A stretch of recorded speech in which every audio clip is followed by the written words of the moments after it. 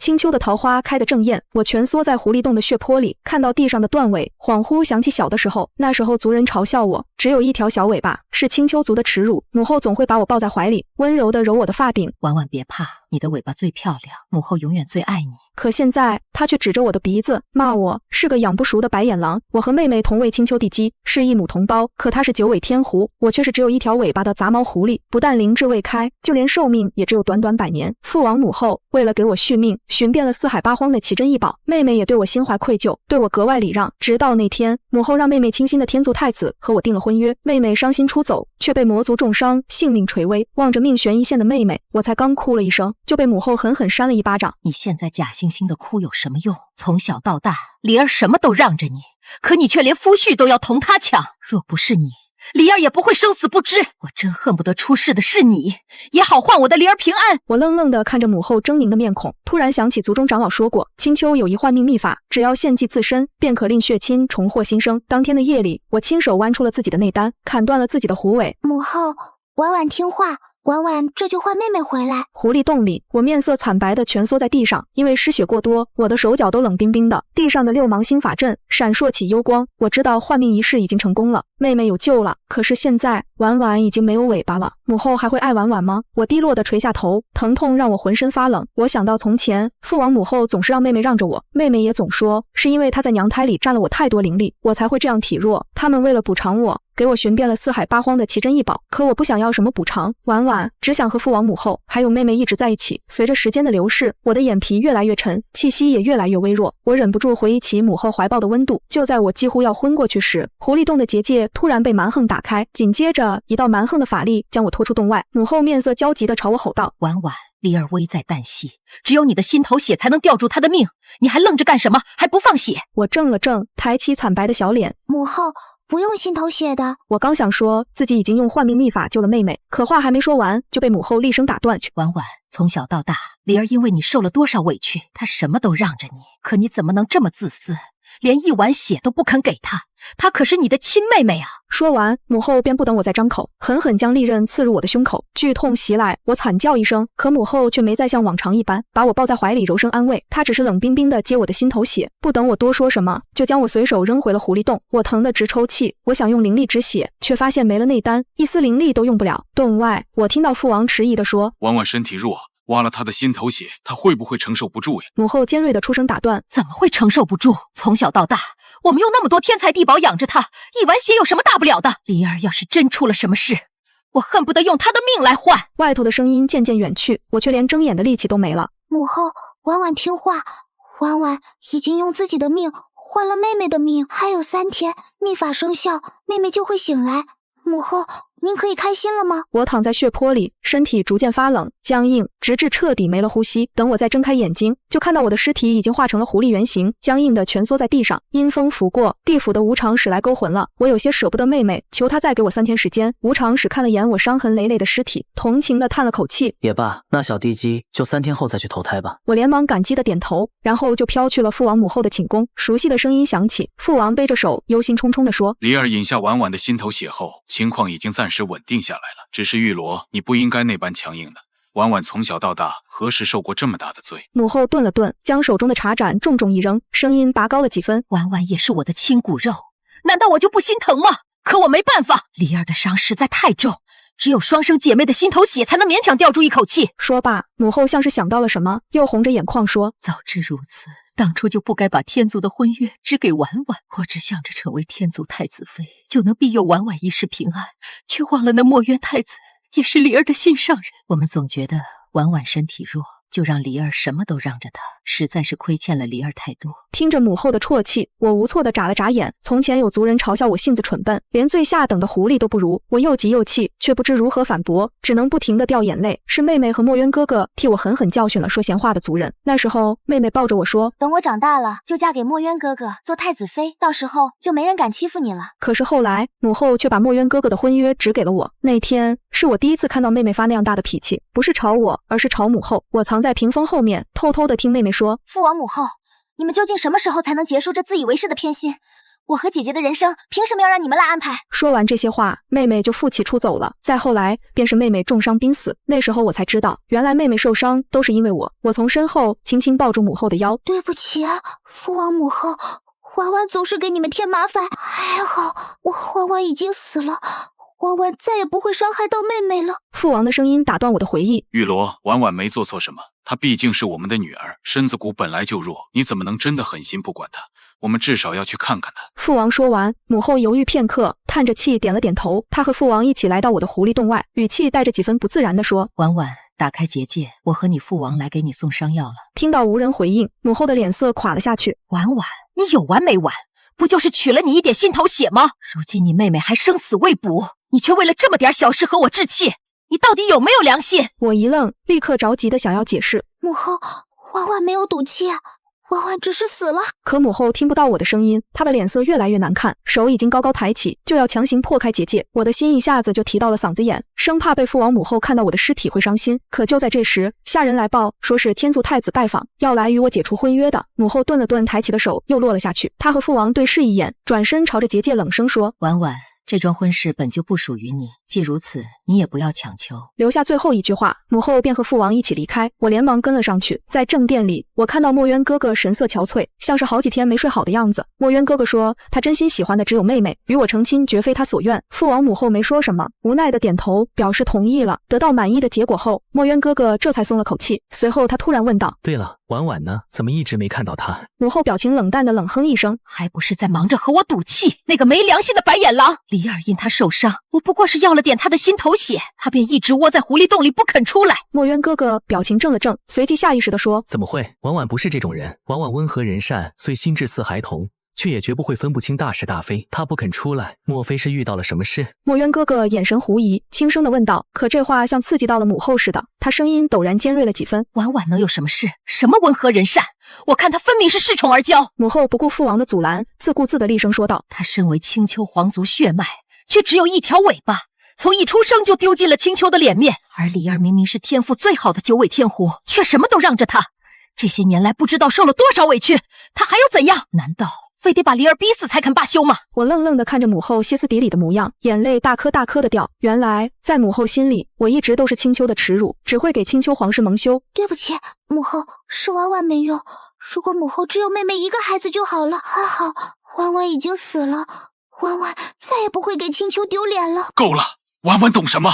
难道这一切不是我们强加给她的吗？父王终于忍不住出声打断母后：玉罗，我知道你忧心离儿，可你也不该迁怒婉婉。母后身体一愣，随即红了眼眶，眼底似有泪意闪过，最终她颓然地坐在贵妃椅上，一言不发。见到这一幕，墨渊太子也不好多言，起身告辞离开。直到深夜里，母后才悄声出现在我的狐狸洞外。她迟疑片刻，颤抖着双手碰了碰结界，说道：我的婉婉，你的伤还疼吗？我就站在母后面前，我想大声告诉她，婉婉已经感受不到疼了，可母后听不见。母后今天不该强行取你的心头血，母后只是太担心你妹妹。母后落寞地倚靠在结界外的一棵桃树下，她从袖子里掏出一个与她容貌一样的木雕，轻轻摩挲着，那是我为母后亲手做的生辰礼。婉婉，有一件事母后一直没有告诉你，其实你之所以会只有一条尾巴，都是因为母后在怀你和你妹妹的时候用了一门上古秘法。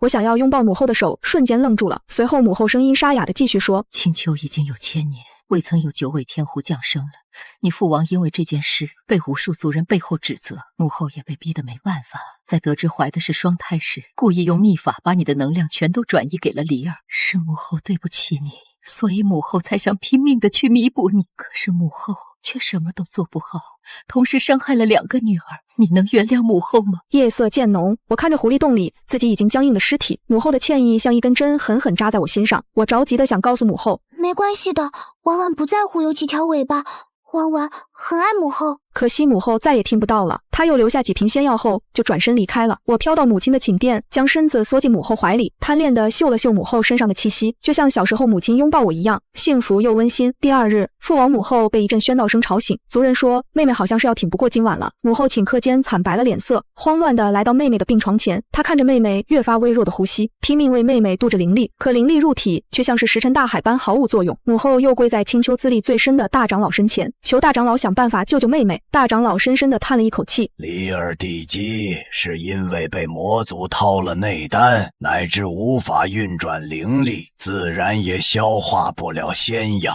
若想为离儿地基吊住性命，就需用另一颗内丹放入其体内才行，只是须得是双生血脉，才不会出现排异。父王和母后同时愣住，迅速明白了大长老的意思，想要保住灵儿的命，就得用婉婉的内丹来换。父王的身躯晃了晃，神色犹豫着，可不过片刻，他就无奈地说道：如果只有这样能救灵儿，那也只能牺牲婉婉的内丹了。母后食指用力嵌入掌心，眼底闪过一丝挣扎，可下一秒，他就斩钉截铁地说道：就用婉婉的内丹。离儿是青丘千年来唯一一只九尾天狐，是青丘未来的希望，绝不能有闪失。至于婉婉，只是失去内丹，不会危及性命的。我们大可举全青丘之力，替他找到最好的仙药疗伤。母后望向父亲，眼底满是坚定地说着。母亲说这话的时候，我就直直地站在他面前，我说不清心里是什么滋味，有酸涩，有难过，但更多的却是释然。原来在母后心里，妹妹才是最重要的呀。我难过地擦了擦眼角的眼泪。没关系的，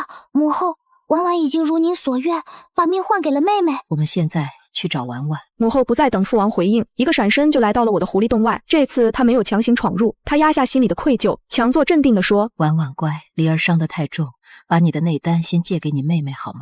等你妹妹醒了，你想要什么补偿，母后都会给你。见里面无人回应，母后温和的面具骤然破裂，她猛地挥出一道灵力，折断了结界外那棵桃树，恼怒地说道：婉婉，都什么时候了，你赌气还没完了吗？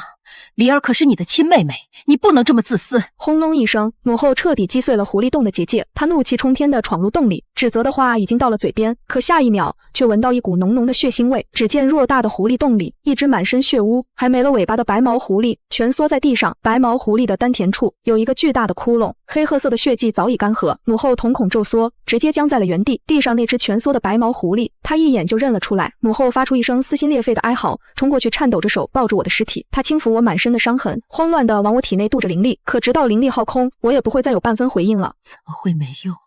怎么会没用呢？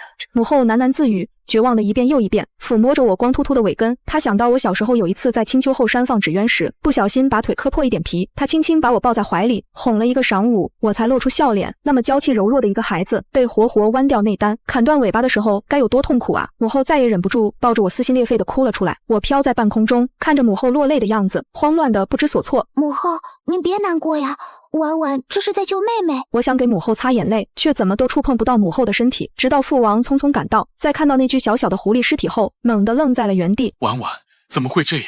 婉婉怎么会变成这样？父王几步跨过来，一把攥住我的手腕，探着我的脉象，指尖触到那空荡荡的丹田，身形猛地一晃，踉跄着后退了一步。内丹呢？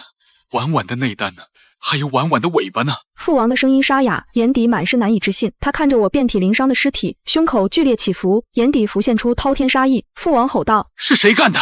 是谁伤了我的婉婉？狐狸洞里气氛冷肃，直到一个苍老的声音响起：是婉婉地基用换命秘法换了他和离儿地基的命。母后猛地抬头，眼泪挂在脸上，眼神茫然的不知所措。可不过转瞬，她便意识到发生了什么。母后瞬间惨白了脸色，她突然看到了地上闪着光芒的法阵，她身体轻颤着。大长老朝母后点了点头，语气悲悯：婉地基正是用了那日老朽所说的换命秘法，以魂魄为印，献祭自身的内丹狐尾，换得离儿地基苏醒。秘法生效需要3日，算算时辰，离儿地基此时也该醒了。听到心心念念的小女儿终于有了苏醒的迹象，父王母后却怎么也开心不起来，尤其是母后，她像是被抽走了所有力气般跌坐在地上，抱着我尸体的胳膊颤抖个不停。为什么我的婉婉怎么会想到换命？母后喃喃自语，直到想到了什么，声音戛然而止。她想到那天妹妹重伤回到青丘，她实在太担心，便忍不住迁怒我道：若不是你，离儿也不会生死不知。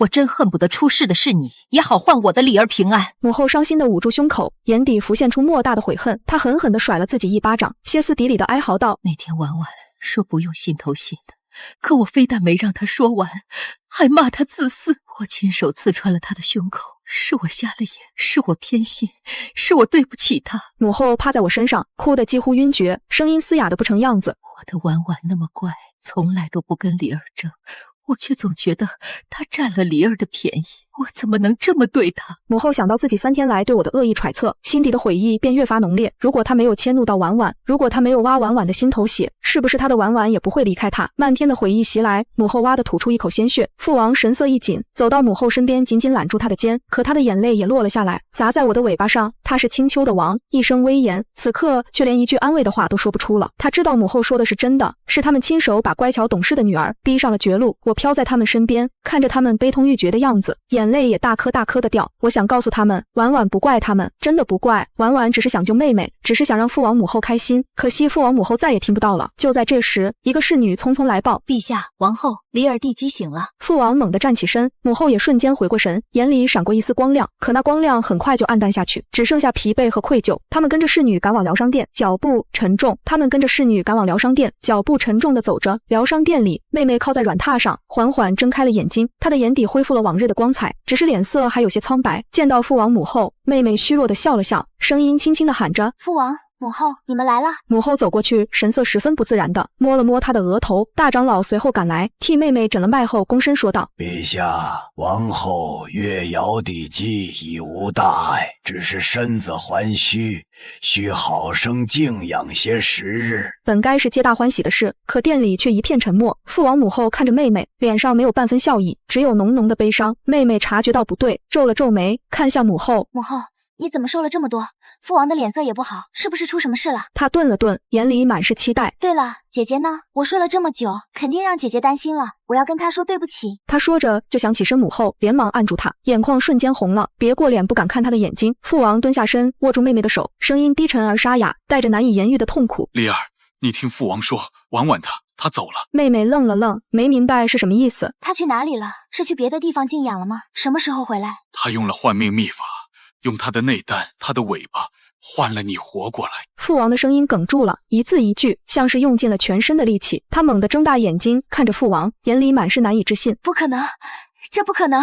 父王，你一定是骗我的。母后转过身，泪流满面，声音嘶哑地说道：是母后不好，是母后偏心，是母后逼死了他。梨儿，你的命是婉婉用命换回来的。妹妹听着，身体一阵阵发冷，眼泪像断了线的珠子一样掉下来。她猛地掀开被子，不顾身体虚弱，跌跌撞撞地朝着我的狐狸洞跑去，嘴里一遍遍喊着：姐姐，你出来好不好？姐姐，你回应我一声啊！她的脚步踉跄，好几次差点摔倒。父王母后跟在她身后，看着她的背影，心里的悔恨更浓了。妹妹冲进狐狸洞，一眼就看到了我伤痕累累的尸体。她扑在我身前，手掌颤抖着抚上我的脸颊。姐姐，你怎么这么傻？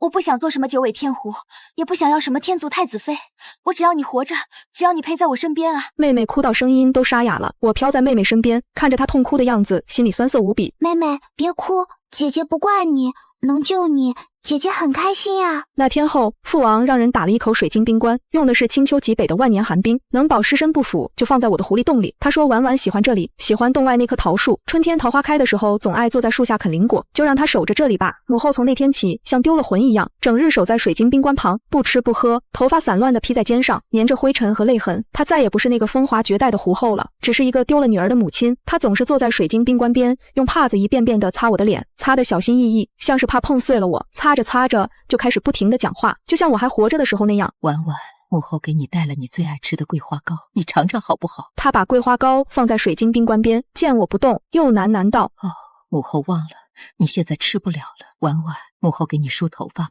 你小时候最喜欢母后给你梳双压髻，插粉色的花裾，说那样最漂亮。她拿起桃木梳，伸手想梳我的毛发，却在碰到水晶冰棺的那一刻停住，眼泪又掉了下来。母后连给你梳头发的机会都没有了。婉婉，那天母后打你那一巴掌，疼不疼？母后不是故意的，你原谅母后好不好？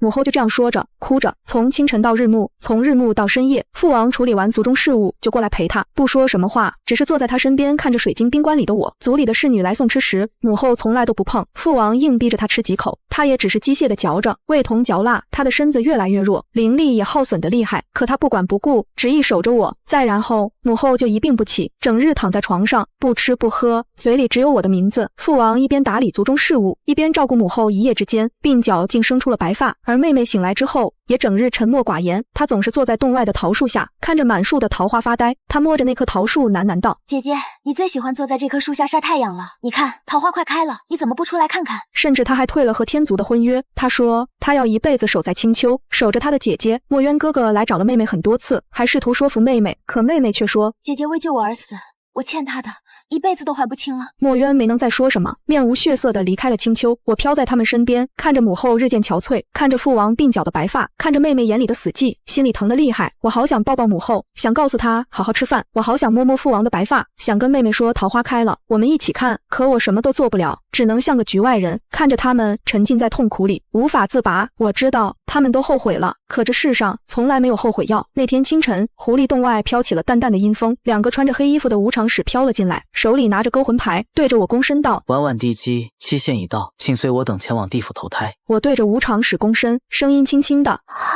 两位大人，我能再看他们一眼吗？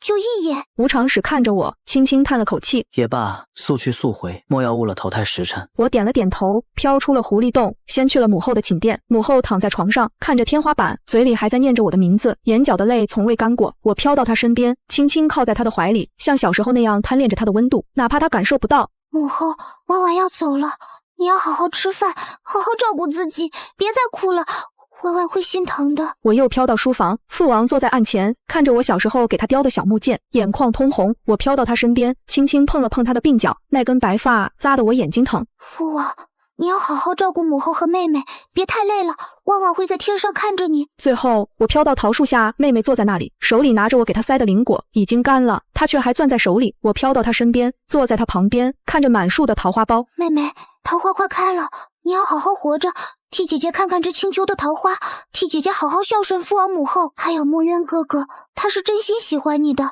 不要为了我耽误自己的幸福呀！我从未怪过你，你更不必为我赎罪，去追寻自己的幸福吧。我对着他们深深鞠了一躬，转身跟着无常使飘向地府。一路上阴风阵阵，可我心里却暖暖的。那些年他们给我的那些温暖，足够我撑过这漫漫黄泉路。青丘的桃花还会再开的，我所爱之人的生活也会慢慢好起来的。而我也该放下执念，喝下孟婆汤，走过奈何桥，开始新的旅程了。只是我会永远记得青丘的那棵桃树，记得父王母后给我的温暖，记得妹妹的笑容，记得那些属于婉婉的最珍贵的时光。